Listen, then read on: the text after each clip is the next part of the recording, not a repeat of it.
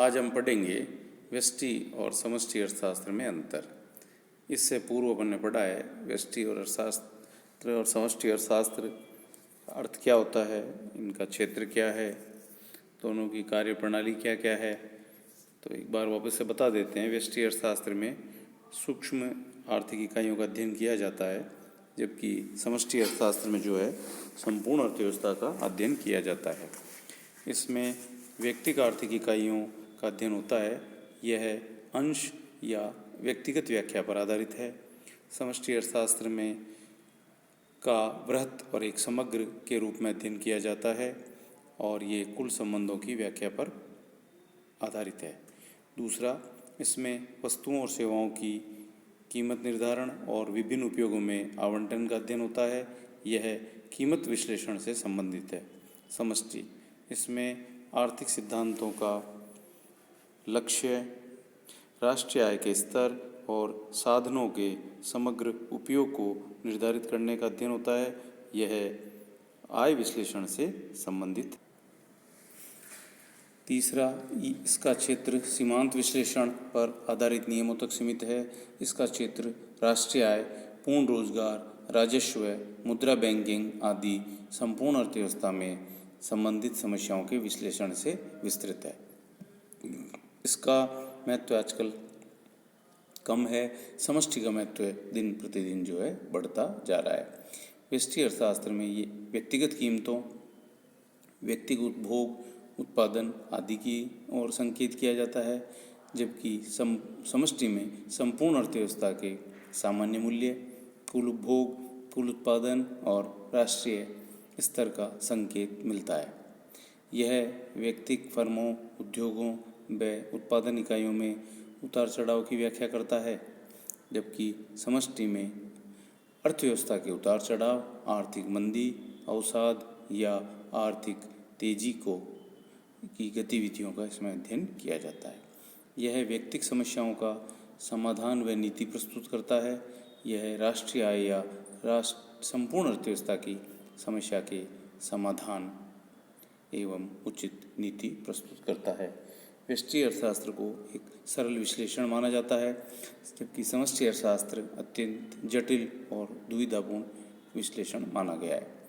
अब है व्यष्टि और समष्टि अर्थशास्त्र की पारस्परिक निर्भरता एवं संबंध। दोनों में क्या रिलेशन है या किस प्रकार दोनों एक दूसरे पर निर्भर करती हैं। यद्यपि व्यष्टि और समष्टि अर्थशास्त्र आर्थिक विश्लेषण की दो अलग अलग शाखाएं हैं, उनका क्षेत्र भिन्न भिन्न है। जहाँ एक और व्यष्टि अर्थशास्त्र में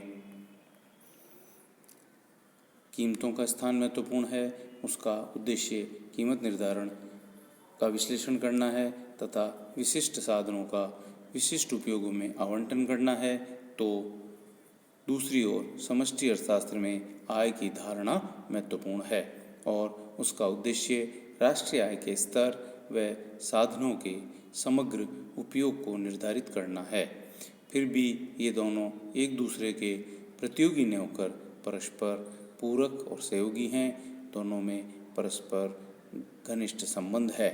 दोनों एक दूसरे की सीमाओं और विश्लेषण संबंधी कठिनाइयों का निराकरण करते हैं।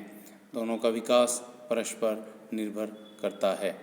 हेंडरसन व क्वांट ने स्पष्ट किया है, हम यह नहीं कह सकते कि आय की धारणाएं व्यष्टि अर्थशास्त्र में नहीं होती अथवा कीमतें समष्टि अर्थशास्त्र सिद्धांतों में नहीं होती, लेकिन व्यष्टि सिद्धांतों में आमदनी का निर्धारण सामान्य कीमत निर्धारण की प्रक्रिया के अंतर्गत ही आता है।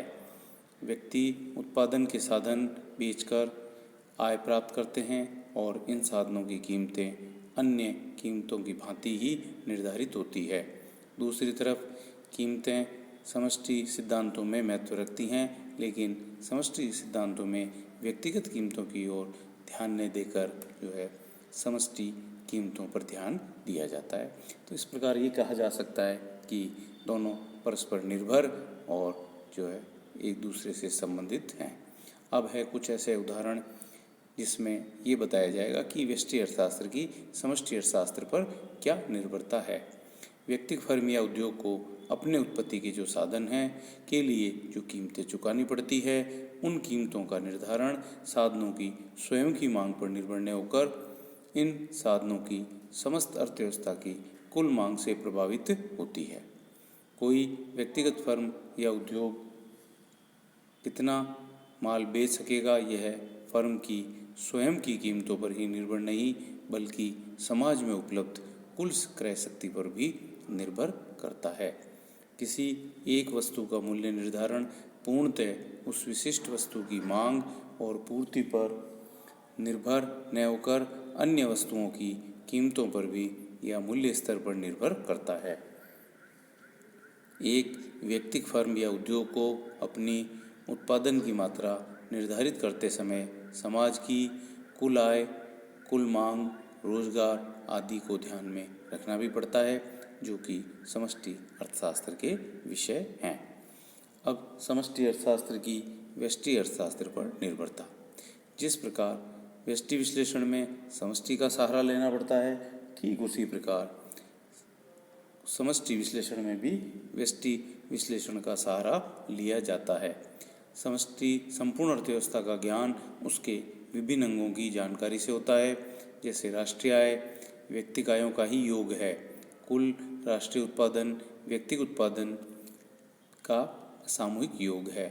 संपूर्ण अर्थव्यवस्था के आर्थिक नियोजन में व्यक्तिगत फर्मों, उद्योगों, परिवारों या समूहों के नियोजन की आवश्यकता होती है। आय में वृद्धि से सब वस्तुओं की मांग बढ़ जाने पर व्यक्तिगत उद्योगों के उत्पादन में समानुपातिक वृद्धि आवश्यक नहीं, क्योंकि जिन उद्योगों में सीमांत उत्पत्ति ह्रास नियम लागू होता है, उत्पादन वृद्धि ऊंची लागत पर होगी, जबकि सीमांत उत्पत्ति वृद्धि नियम लागू होने पर उद्योगों में जो उत्पादन कम लागत पर संभव हो सकेगा। तो इन उदाहरणों को देखकर ये कहा जा सकता है कि दोनों शाखाएं परस्पर निर्भर हैं।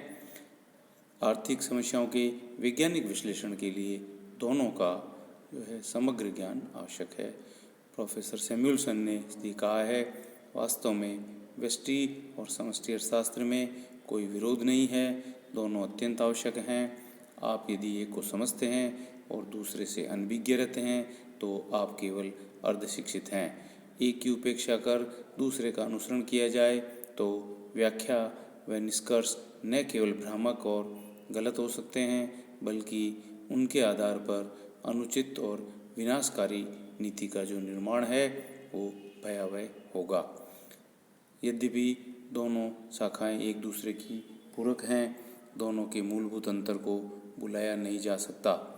व्यष्टि अर्थशास्त्र का उपयोग तो वस्तुओं और साधनों की कीमतें निर्धारित करने तथा साधनों के विभिन्न उपयोगों में आवंटन के लिए करना चाहिए, जबकि समष्टि अर्थशास्त्र का उपयोग जो है संपूर्ण अर्थव्यवस्था की वर्किंग की जानकारी के लिए किया जाना उचित है। प्रोफेसर एक्ले का कथन बिल्कुल सटीक लगता है। वास्तव में व्यष्टि अर्थशास्त्र और समष्टि अर्थशास्त्र के बीच कोई सुनिश्चित रेखा नहीं खींची जा सकती, लेकिन सार्थक परिणामों पर पहुंचने के लिए हम पाते हैं कि समष्टि मूलक समस्याओं का हल समष्टि मूलक उपकरणों से और व्यष्टि मूलक समस्याओं का हल जो है व्यष्टि मूलक उपकरणों से ही निकलना चाहिए। कंक्लूजन या निष्कर्ष ये है कि आर्थिक समस्याओं की प्रकृति और स्वरूप में भिन्नता के कारण उनके वैज्ञानिक विश्लेषण के लिए परस्पर निर्भर व्यष्टि और समष्टि अर्थशास्त्र दोनों की सहायता आवश्यक है। दोनों पूर्णतया भिन्न या स्वतंत्र न होकर एक ही लक्ष्य की प्राप्ति के दो पहलू हैं और एक दूसरे के पूरक और सहयोगी हैं। संक्षेप में ये कहा जा सकता है कि दोनों का जो है अध्ययन आवश्यक है। एक अच्छे अर्थशास्त्री के लिए दोनों विधियों को प्रासंगिकता के आधार पर काम में लेना उचित प्रतीत होता है। धन्यवाद।